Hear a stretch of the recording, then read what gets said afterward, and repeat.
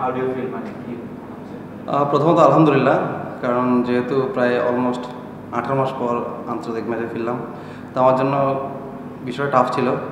যদি আমি world cup টিমে স্কোয়াডে পার্মানেন্টলি দলের সুযোগ পেতে চাই, তাহলে হয়তো বা আমার জন্য এই পারফরমেন্সটার বিকল্প নেই। যেহেতু এর আগেও 2021-22 ওয়ার্ল্ড কাপে আমি শেষ মুহূর্তে বাদ পড়ি পারফরমেন্সের কারণে, তো এই জন্য অনেক বেশি সিরিয়াস ছিলাম, চাচ্ছিলাম যে এরকমটা পারফর্ম করার। আজকে নিজের বোলিং নিয়ে আজকে কতটা সন্তুষ্ট? না, আলহামদুলিল্লাহ। দেখেন, কিছুদিন আগে আমরা এখানে বিপিএল খেলছি, এখানে কন্ডিশনটা জানি। চিটাগাং সবসময় বরাবরই আমার জানা কন্ডিশন। এখানে আমি যখন এজ লেভেল খেলি সবসময় এই উইকেটে প্র্যাকটিস করেছি, তো এই জন্য আমার জন্য কিছুটা কন্ডিশনটা বুঝতে ইজি হয়েছে।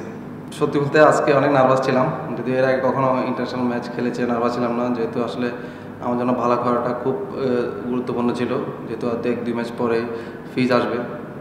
তো সেক্ষেত্রে আসলে বেস্ট ইলেভেনে কী হবে না হবে ম্যানেজমেন্ট ভালো জানে, তারপরেও আমার জন্য খুব চ্যালেঞ্জিং ছিল।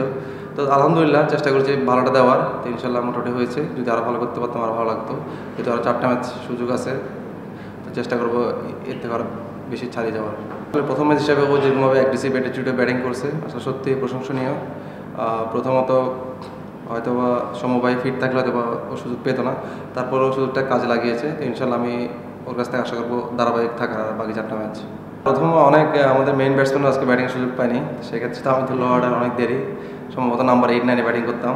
তো আমি চাই না আসলে ব্যাটিংটা পাই, কারণ টিম জিতলে আমি খুশি। টিম জয়ের পিছনে যদি আমি কখনো কন্ট্রিবিউশন করতে পারি, যদি সুযোগ আসে, তো ওইটা চেষ্টা করব। তারপর তো প্র্যাকটিসে মনোযোগ আরও বাড়াবো, ব্যাটিংটা আরও কীভাবে ইমপ্রুভ করা যায়। ওয়ার্ল্ড কাপের মতো একটা জায়গায় সুযোগ আসবে, চেষ্টা করবো এখানে ভালো কন্ট্রিবিউশন করার ব্যাটিংয়ে। প্রথমত আর্লি আমাদেরও ইনিংসে যদি দেখেন প্রথম 4-5 ওভার রান করা কিছুটা কষ্টকর ছিল, তো হয়তো বা জিম্বাবুয়ে ব্যাটসম্যানরা ওই জায়গায় কিছুটা ফল করছে, উইকেটটা অ্যাসিস্ট করতে একটু লেট করে ফেলছে। তো প্রথম 4-5 ওভার বলটা যখন একটু পুরান হবে তখন ইজি টু ব্যাট। তো আমার মনে হয় একটু উইকেটে ম্যারিট অনুযায়ী খেললে আমার মনে হয় যদি আমরা আগে ব্যাটিং করতাম 180+ অনায়াসে হইতো। যেহেতু বিপিএলও আমরা অনেক হাই স্কোরিং ম্যাচ এখানে দেখেছি, চিটাগাংয়ে বড় বড় ব্যাটিং ফ্রেন্ডলি উইকেট। তো ইনশাল্লাহ চেষ্টা করবো আমাদের এজ এ বোলিং ইউনিট আমরা এভাবে ভালো করার। আর অবশ্যই আমাদের ব্যাটসম্যানরা ভালো টাচে আছে, তো এখান থেকে যদি তারা ভালো একটা স্কোর নিয়ে যেতে পারে, তো ইনশাল্লাহ এটা বিশ্বকাপে বা আমাদের বিশ্বকাপের আগে যেটা টুর্নামেন্ট আছে ইউএসএতে, এটা ভালো কাজে দেবে।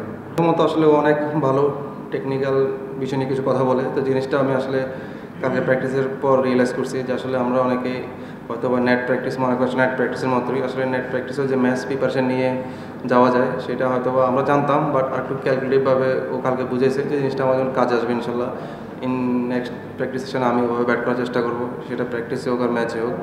তো সবসময় মনোযোগী থাকা উচিত প্র্যাকটিসে, এটা ব্যাটিং হোক বলিং হোক, ম্যাচ সিনারিও ইন্টেন্ট নিয়ে আসলে প্র্যাকটিস করলে এটা অনেক বেশি কাজে দেবে ম্যাচগুলোতে। ওভাবে যদি ওভারঅল চিন্তা করেন যে বাবুর এখানে 4-5টা প্লেয়ার আছে যারা অনেক ফ্র্যাঞ্চাইজি ক্রিকেট খেলে, ওই দিক থেকে আমরা অনেক পিছিয়ে আছি। তো কিছুদিন আগে ওরা শ্রীলঙ্কাতে ওরা ভালো একটা সিরিজ শেষ করেছে টি20-তে, আপনারা সবাই দেখেছেন। তো আসলে টি20-তে আসলে কখনো হালকাভাবে নেওয়ার কিছু নেই। আপনি যদি কিছুদিন আগে দেখেন গত পরশু মাস সম্ভবত ওয়েস্ট ইন্ডিজ এ টিম হেরে গেছেন নেপালের সাথে। তো টি20 ক্রিকেটটা আসলে যেদিন ভালো যাবে তো সেই জিতবে। টি20 ক্রিকেটে খুব বেশি ভালো দল খারাপ দলের কম্পেয়ার করার সুযোগ নেই, কারণ প্রথম 6 ওভারে এগিয়ে থাকলে সেটা ব্যাটিং হোক বলিং হোক, জয়টা তাদের জন্য কিছুটা ইজি হয়ে যায়, যেটা আজকে আমরা করেছি। প্রথম 6 ওভার আমরা ভালো বোলিং করেছি, যার কারণে আমাদের জন্য ইজি হয়েছে, আমাদের ব্যাটসম্যানের জন্য টার্গেটটা ভালো একটা সেট করতে পেরেছি। Thank you. Thank you.